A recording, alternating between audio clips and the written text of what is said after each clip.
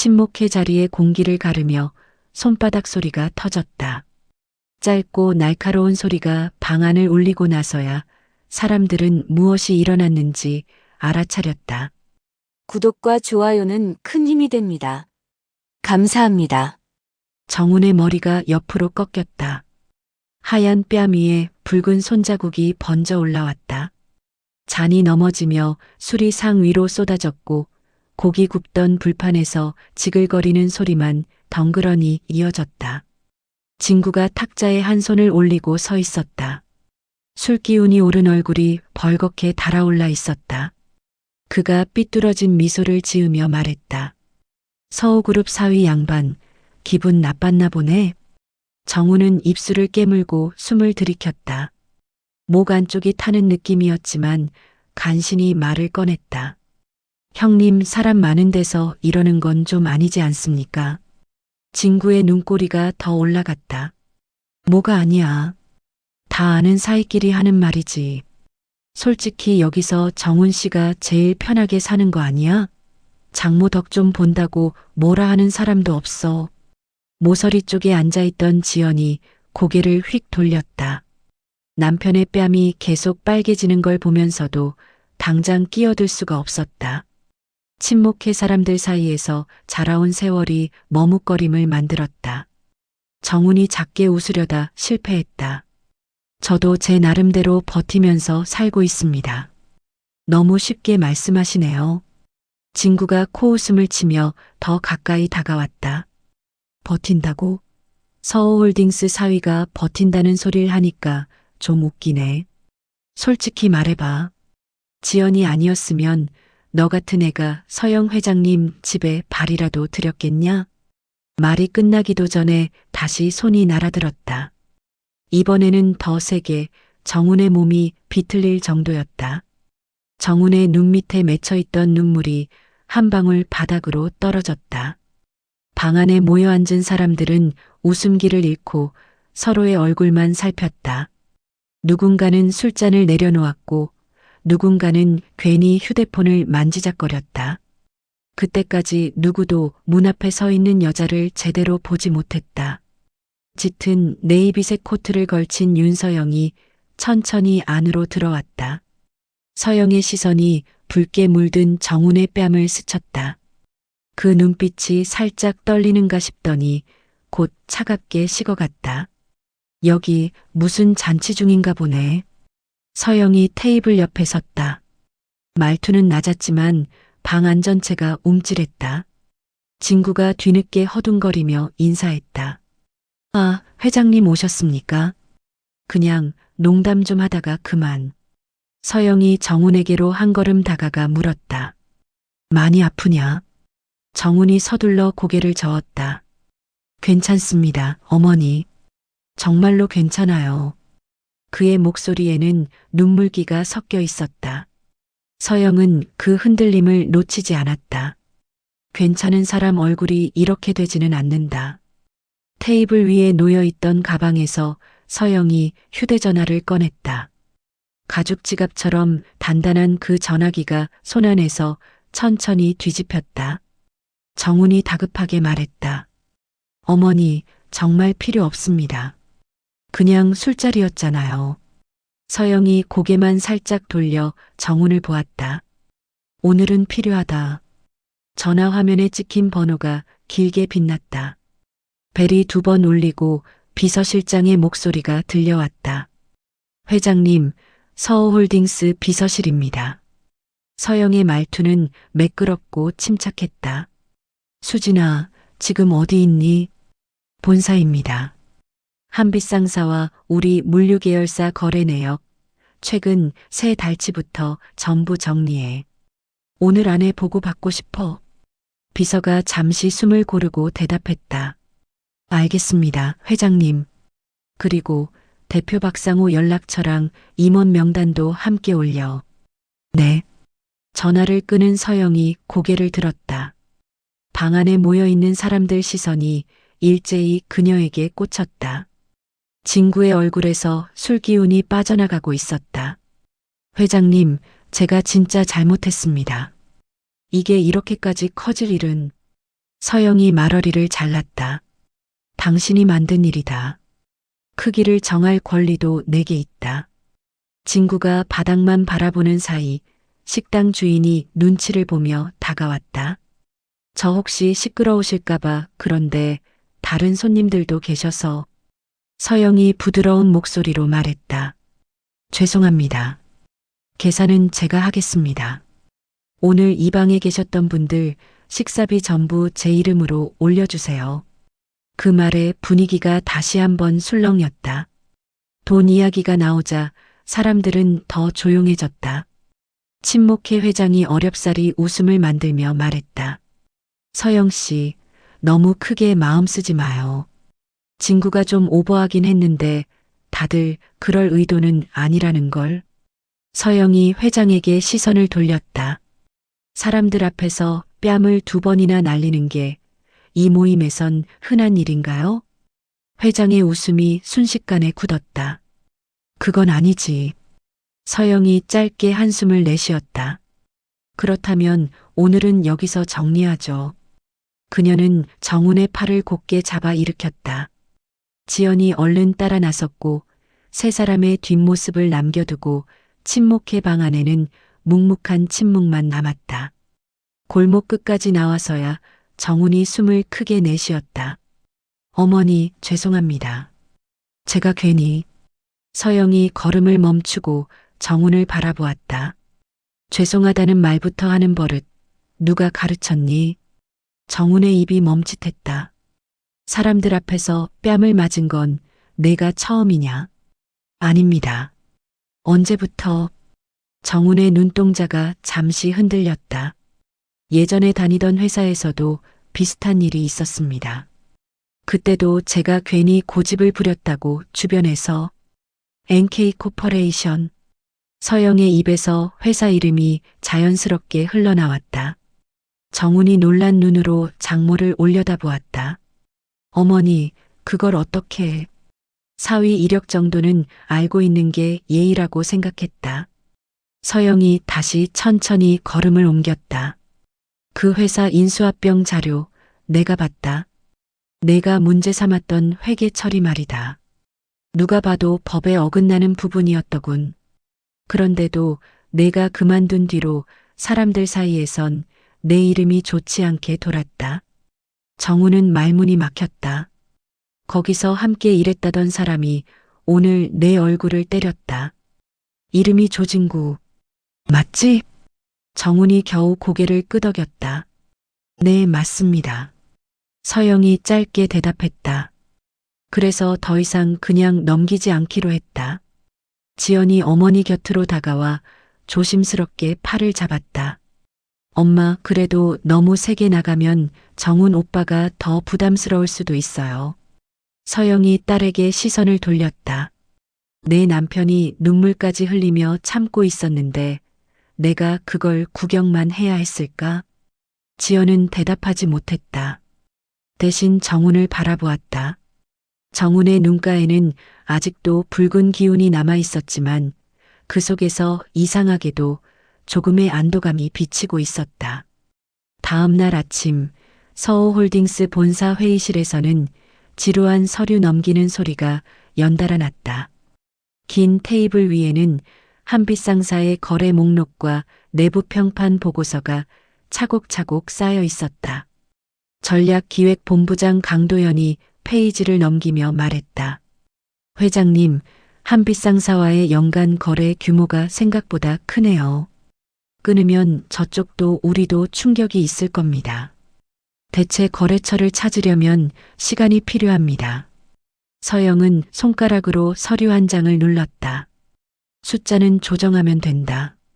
하지만 사람을 함부로 대하는 회사와 오래 가고 싶은 마음은 없다. 법무팀장 한유진이 다른 자료를 펼치며 고개를 들었다.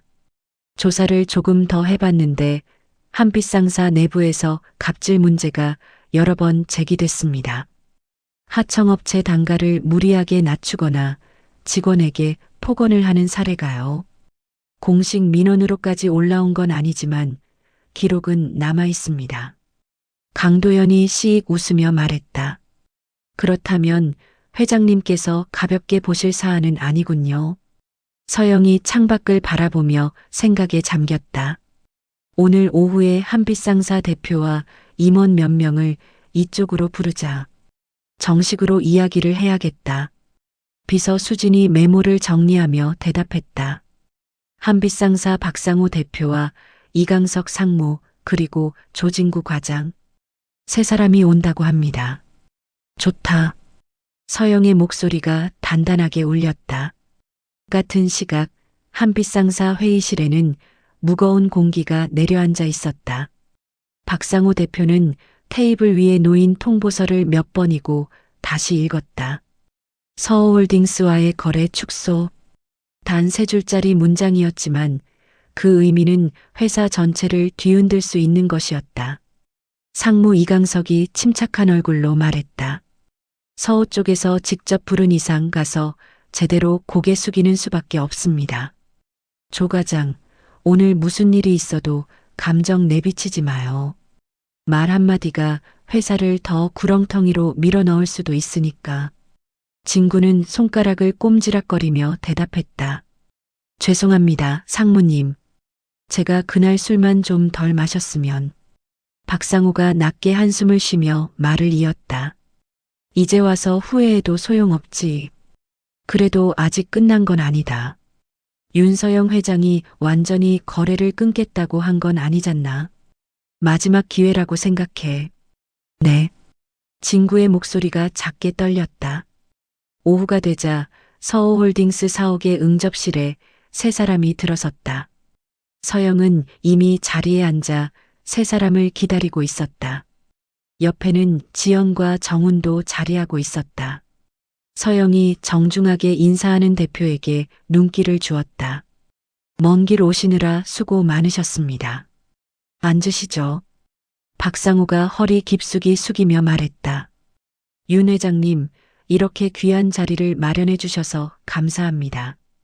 우선 어제 있었던 일부터 진심으로 사과드립니다. 이강석이 말에 힘을 보탰다. 회사 관리 책임은 윗선에 있습니다. 조 과장의 행동은 명백한 잘못이고 저희가 그동안 직원들을 제대로 다잡지 못한 탓입니다. 서영이 조용히 진구 쪽으로 고개를 돌렸다. 조 과장님. 진구의 어깨가 움찔했다. 네, 회장님. 어제 어떤 일이 있었는지 여기 있는 사람들 모두가 알 수 있도록 당신 입으로 설명해 보세요. 진구는 입술을 꾹 다물었다가 천천히 풀었다. 친목회 자리에서 제가 술을 많이 마셨습니다. 정훈 씨에게 처갓집 돈 덕분에 산다는 식으로 말을 했고 화가 나서 뺨을 2번 때렸습니다. 변명할 여지가 없습니다. 정훈이 그 말을 들으며 고개를 살짝 숙였다. 지연이 옆에서 남편의 손등을 살짝 잡았다. 서영이 다시 물었다. 그게 전부입니까? 진구의 얼굴이 잠시 굳었다. 얼마 동안 말이 나오지 않다가 어렵게 이어졌다. 예전에 같은 회사에서 일할 때부터 마음 한구석에 쌓인 게 있었습니다. 인수합병 과정에서 회사가 편법을 쓰고 있다는 걸 알면서도 대부분 눈 감을 때 정훈 씨만 끝까지 반대했습니다. 결국 정훈 씨만 회사를 그만두고 우리는 남았습니다. 그 뒤로 사람들 사이에서 정훈 씨는 깨끗한 사람, 남은 사람들은 눈치만 보는 비겁한 사람처럼 이야기가 흘렀습니다.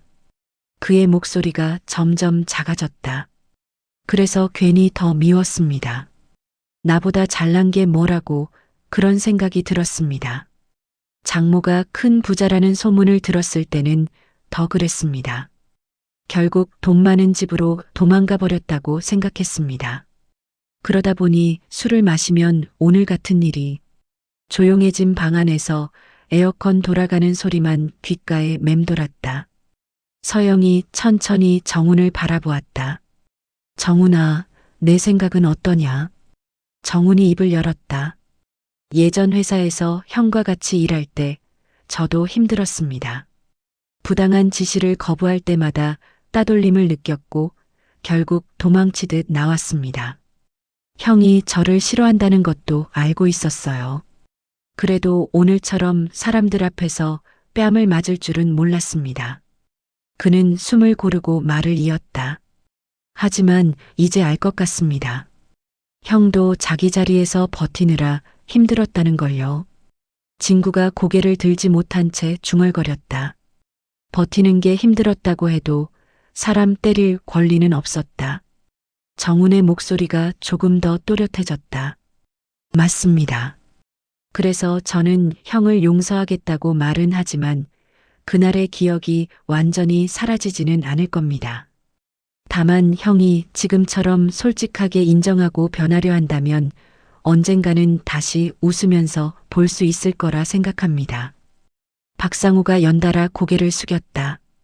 정훈 씨의 그 한마디가 우리 회사의 마지막 남은 달이라 생각합니다. 서영이 손가락을 가볍게 모았다가 풀었다. 저는 오늘 여러분을 부른 이유가 단지 사과를 듣기 위해서만은 아닙니다. 앞으로 어떻게 달라질 수 있는지를 보고 싶었습니다. 그녀가 박상우를 향해 말했다. 한빛상사는 우리와의 거래 덕을 꽤 봤을 겁니다. 하지만 우리도 그만큼의 가치를 받았다고 생각해요. 그러니 당장 관계를 끊겠다는 생각은 접겠습니다. 대신 조건이 있습니다. 박상우가 숨을 죽이며 고개를 끄덕였다. 무엇이든 말씀해 주십시오. 첫째, 조진구 과장은 지금 자리에서 물러나야 합니다. 그가 다시 같은 방식으로 누구를 대할까 걱정하고 싶지 않습니다. 둘째, 회사 전체의 조직 문화를 정비해야 합니다. 폭언과 폭행, 술자리를 이용한 압박을 끊어야 합니다. 그 과정을 우리가 확인할 수 있도록 구체적인 계획을 제시해 주세요. 이강석이 고개를 숙이며 말했다. 지금까지 회사 실적만 보고 사람을 제대로 챙기지 못했습니다. 그 책임을 피하지 않겠습니다. 계획을 세워 다시 찾아뵙겠습니다. 서영이 마지막으로 진구를 향해 시선을 돌렸다. 조 과장님. 네. 내 사위를 때린 사람을 다시 볼 생각은 없었습니다. 그런데 내가 오늘 들려준 말을 듣고 보니 조금은 이해할 수 있을 것 같습니다. 이해와 용서는 다르지만 그래도 사람으로 살고 싶어하는 마음만은 존중하고 싶군요. 진구의 눈가에 눈물이 고이기 시작했다. 감사합니다. 앞으로 어디서 무슨 일을 하든 어제 같은 행동은 다시 하지 않겠습니다. 정훈이 손을 내밀었다. 형, 건강하십시오. 언젠가 다른 자리에서 더 나은 모습으로 만나면 좋겠습니다. 진구가 그 손을 꼭 잡았다. 그래, 정훈아. 이번에는 내가 나보다 훨씬 어른이다. 그날 이후 한빛상사는 내부 혁신이라는 이름 아래 여러 가지 변화를 시도했다. 교육 프로그램이 새로 만들어졌고 술자리에 부서 막내를 끌고 가는 관행이 사라지기 시작했다. 정우는 그 과정을 곁에서 지켜보면서도 딱히 나서지 않았다. 몇 달이 지나 서호홀딩스 자회사인 서호컨설팅이 작은 프로젝트를 외주로 내놓았다. 중소기업 조직문화 진단과 개선을 돕는 일거리였다. 정우는 그 제안을 받아들여 자신만의 회사 이름을 걸었다. 사무실 문 앞에 새로 붙은 간판에는 정훈 컨설팅이라고 적혀 있었다. 첫 의뢰인 중 한 곳이 바로 한빛상사였다. 달라져야 한다고 입버릇처럼 말하던 회사가 정말로 외부의 도움을 구하기 시작한 것이다. 회의실에서 다시 마주 앉았을 때 박상우 대표는 예전보다 훨씬 수척해진 표정으로 정훈에게 고개를 숙였다. 그날 이후 많이 바뀌었습니다. 하지만 아직 갈 길이 멉니다. 우리 회사가 사람을 존중하는 곳으로 거듭나도록 도와주실 수 있겠습니까? 정우는 잠시 생각하다가 웃음을 지었다. 저도 완벽한 답을 가진 건 아닙니다. 다만 예전에 제가 겪었던 불편함을 다른 사람들이 겪지 않게 만드는 데에는 조금 도움을 드릴 수 있을 것 같습니다. 그의 말은 과장된 약속이 아니었다. 그저 자신의 상처를 더 이상 반복하지 않기 위한 다짐이었다. 어느 주말 저녁 서영의 집 식탁에는 음식이 가득 차려졌다. 정훈과 지연, 그리고 서영이 둘러앉았다. 지연이 샐러드를 덜어주며 말했다. 오늘도 상담 있었어요? 정훈이 고개를 끄덕였다. 한빛상사팀 직원들하고 프로그램을 진행했어. 처음엔 다들 경계했는데 요즘은 스스로 예전 일을 털어놓기도 하더라. 서영이 흥미롭다는 듯 물었다. 사람이 그렇게 쉽게 바뀌던가? 쉽지는 않지만 바뀌려고 애쓰는 모습은 보입니다. 예전에 저처럼 도망가고 싶은 사람들도 있고요. 정훈이 숟가락을 내려놓고 서영을 바라보았다. 어머니한테 한 가지 말씀드리고 싶었습니다. 무슨 말이냐? 그날 친목회에서 그냥 참고만 있었으면 저는 아마 여전히 제 자리를 찾지 못한 채 눈치만 보면서 살고 있었을 겁니다. 한빛상사가 무너졌더라면 후회했을 수도 있겠죠. 그런데 어머니가 길을 끊지 않고 조건을 제시해 주셨잖아요. 덕분에 그 회사도 저도 같이 바꾸어 갈 수 있는 자리가 생겼습니다. 서영이 술잔을 들었다가 다시 내려놓으며 웃었다. 전화 한 통이 전부였다고 생각했는데 내 말을 들으니 그 뒤에 이어진 시간들이 더 중요했겠구나. 정훈이 고개를 저었다. 저한테는 그 전화 한 통이 시작이었습니다. 제 인생이 내가 정한 방향으로 돌아서기 시작한 순간이기도 했고요. 지연이 두 사람을 번갈아 보며 미소를 지었다. 그래서 이제 우리 집 친목회는 다시 열어도 되는 거죠? 서영이 딸을 바라보며 대답했다. 이제는 누가 누구를 함부로 대하는 자리는 만들지 않을 거다.